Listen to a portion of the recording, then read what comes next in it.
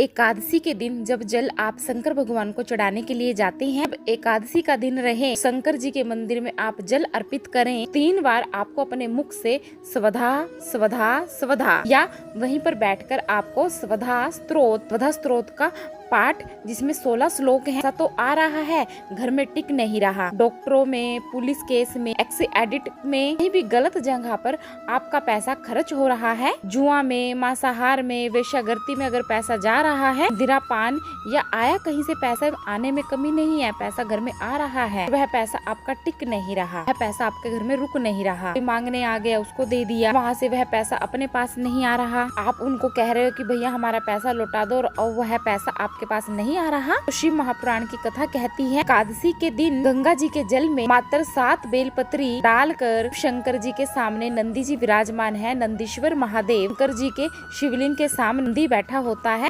नंदी जी के चरण पर गंगा जी का जल चढ़ाकर नंदी जी के उठे हुए पांव पर वह जल अर्पित कर देता है। उसके घर में रुपया पैसा रुकना चालू हो जाता है। उसके घर का पैसा फिर गलत जगह पर नहीं जाता, गलत स्थान पर वह धन जाएगा ही नहीं। उन्हें श्रृंगार किया, मांग तुझे क्या चाहिए। एकादशी ने भगवान विष्णु से कहा, हे नाथ, हे प्रभु, वर दे दो। मृत्यु लोक में जो मनुष्य मेरा एकादशी का व्रत करेगा, जलथर चलथर वायुथर संसारिक मनुष्य मेरा यदि एकादशी का व्रत करेगा, उसके यहाँ पर धन धान वैभव सुख समृद्धि सुख शांति संपदा बढ़ेगी। उस जीव आत्मा को नरक नहीं भोगना पड़ता, सीधे वैकुंठ का उसको वास मिलेगा। जीव आत्मा को लेकर चला जाएगा। यम के दूत जब उसे बंदी बनाकर लेकर जा रहे होंगे, उस जीव आत्मा को जिसके प्राण छूटे होंगे, यम के दूत उसे जब बंदी बनाकर लेकर जाएंगे, मुझे यह वर दो, इसका हाथ पकड़कर तरनी नदी से बाहर उतार कर सारे नरकों से निकालती हुई आपके धाम में लेकर आऊं। भगवान ने वर दे दिया। तथास्तु। हे एकादशी सुनो, मृत्यु लोक का मनुष्य अन्न का त्याग कर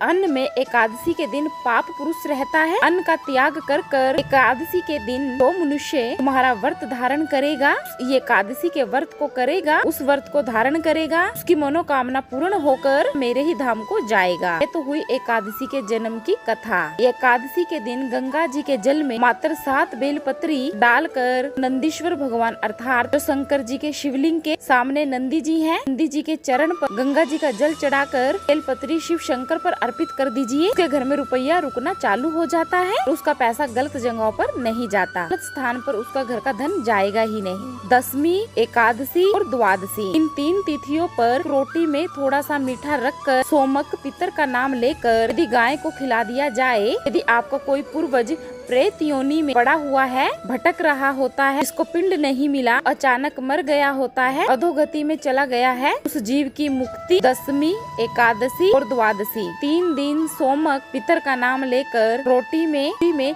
मीठा रखकर अगर आप गाय को खिला देते हैं, वह पितर कभी भी भटकते नहीं, पितरों को मुक्ति प्राप्त हो जाती है, मोक्ष की प्राप्ति हो जाती है। एकादशी है कौन, क्यों इसकी इतनी प्रधानता है, क्यों इसकी इतनी पुण्यता है, ऐसा क्या है इस एकादशी में इसकी इतनी पूर्णता मानी जाती है। कौन है ये?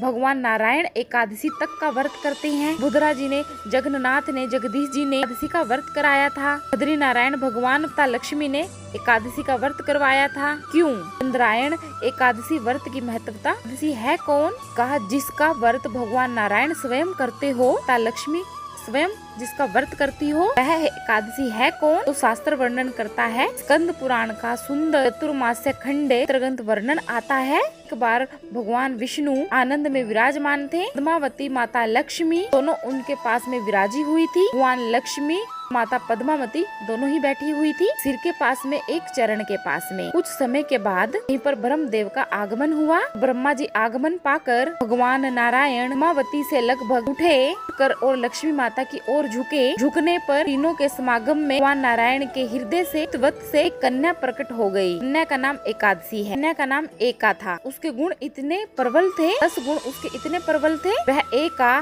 जिसको निहारती थी उसको ही संपदावान बना देती थी, उसको देख लेती थी, जीवन में वह आनंद की अनुभूतियां करवा देती थी। एका जिस मार्ग से जाती थी उसी मार्ग के द्वार खोल देती थी। एका का पुण्य इतना प्रबल था, इतना पुण्य प्रकट था। पद्मावती और माता लक्ष्मी ने कहा, महाराज यह बेटी आपके द्वारा निर्मित हुई है, इसका कन्यादान करना चाहिए। हमारे हिंदू धर्म में रीति है, जिस दिन कन्यादान किया जाता है उस दिन व्रत रखा जाता है। कन्यादान करते समय व्रत रखा जाता है, रखना है। एका का कन्यादान करना है। वह सोचे कि एका किसको दी जाए, एका प्रदान किसको की जाए, उन्नति किसको दी जाए। भगवान नारायण ने उसी समय लक्ष्मी और पद्मा से पूछा।